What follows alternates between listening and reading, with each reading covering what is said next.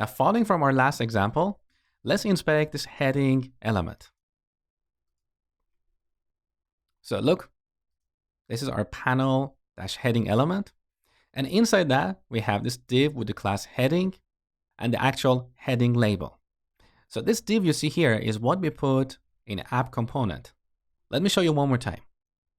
So here in app component template, inside bootstrap-panel element, we have this div with the class heading.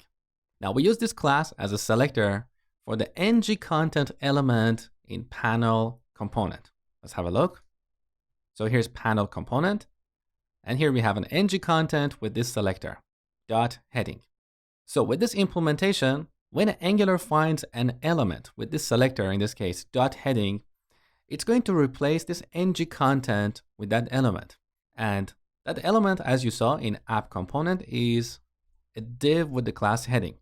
So I'm going to copy this back in panel component.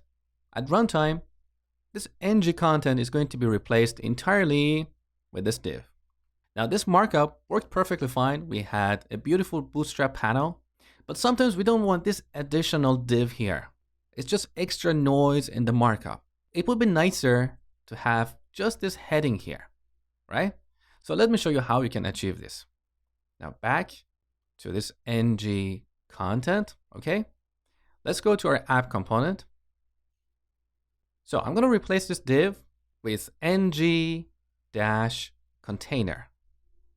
This is another custom element in Angular.